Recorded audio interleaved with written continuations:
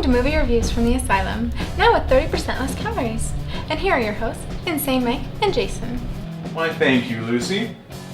All right, time for another movie review here at the Asylum. What one are we going to review today?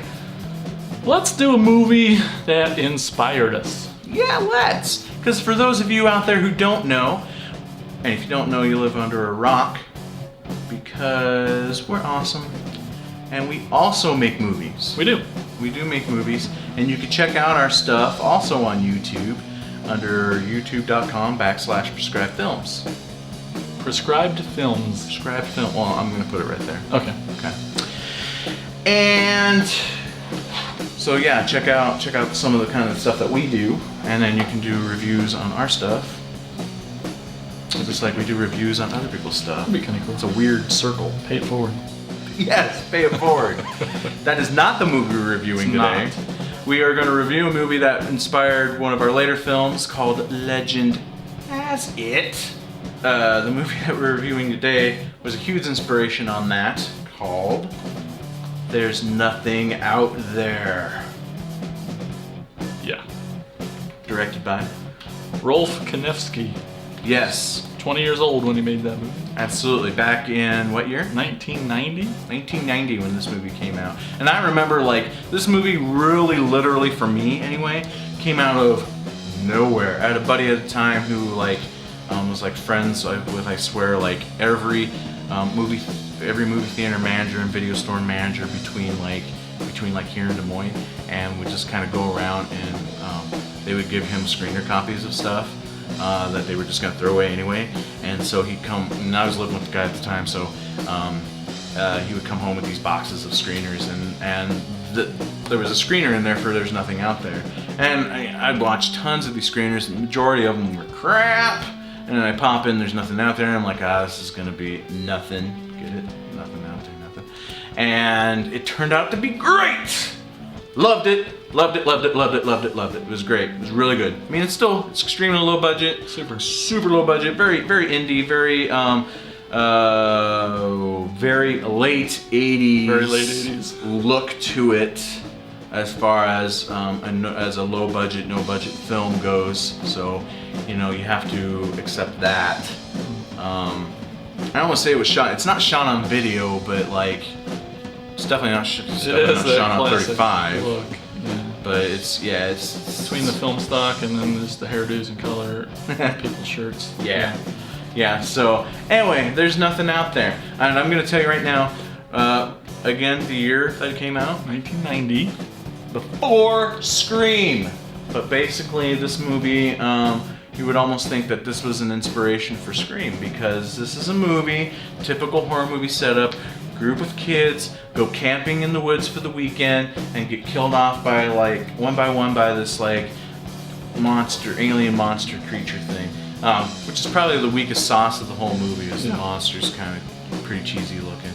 It's like they spilled some foam on the ground and we're like, oh, that could be a monster, and then painted it green and put eyes on it, and then that's their monster.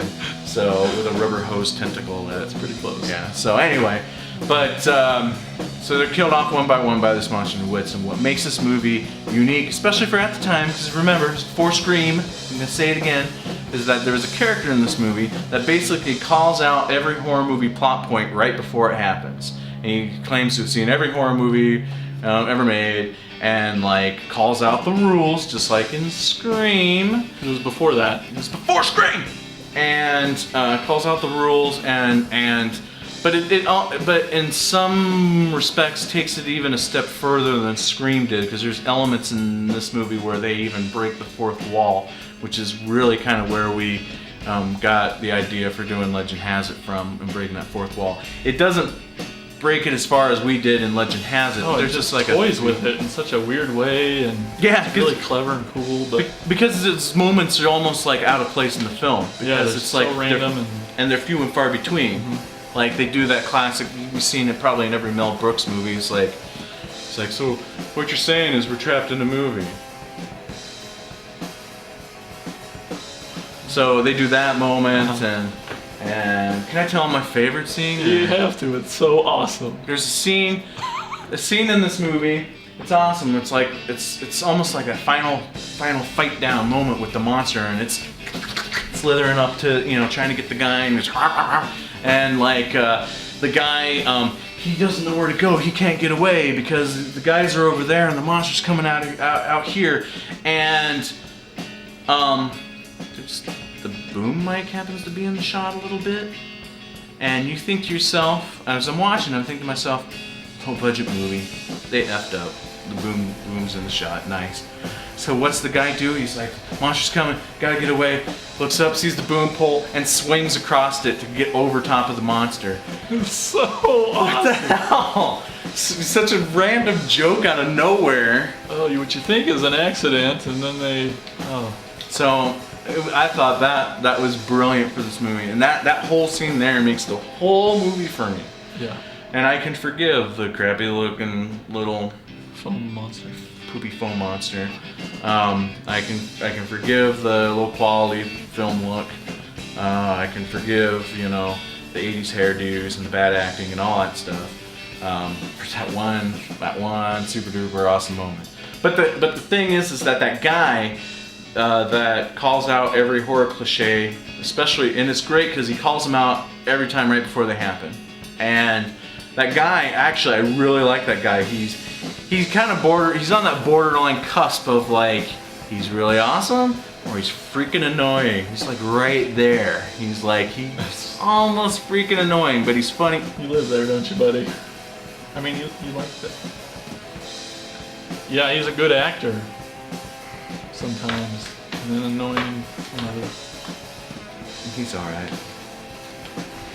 No, but like there's the line, right? And he's like riding the line. He's kind of almost annoying, but like but like his jokes are really funny, and yeah, so he's funny, so you kind of forgive his annoyingness. Because the whole time he's just whining, he's whining the whole time. He's like, we're gonna die, because this is what happens in every horror movie, and blah blah blah blah blah, and Scooby-Doo. Still cool though. Still cool. This was the first DVD release of it, released by, Image. Oh, there it is, Image Entertainment. They just put out a new one. They just put out a new 2-disc.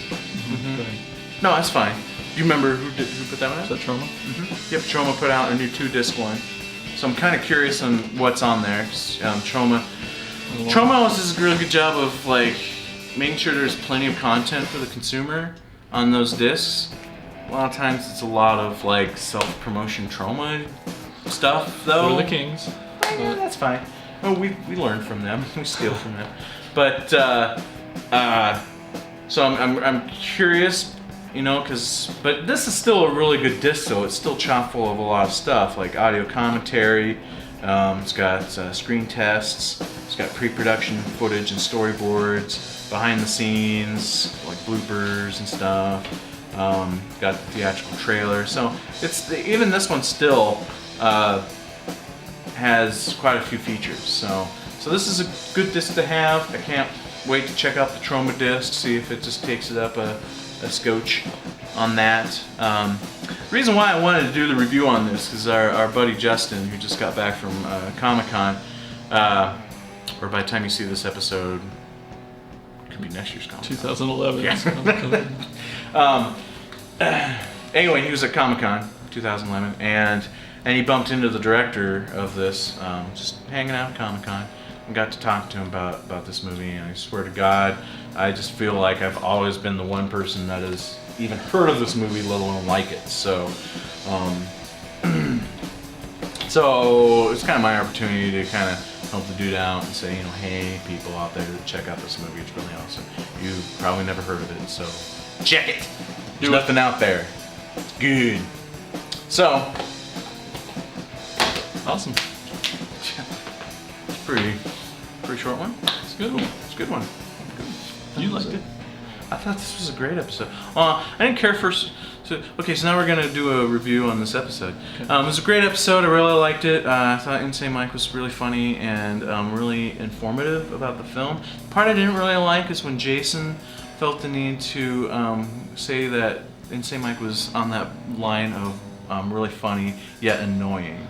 I think That was a thumbs down on that part. I think You're gonna find out that's one of the more popular parts of this episode. All these comments down here. I'm sure somebody's gonna say something I about don't that's think their so. favorite part. I don't buy it.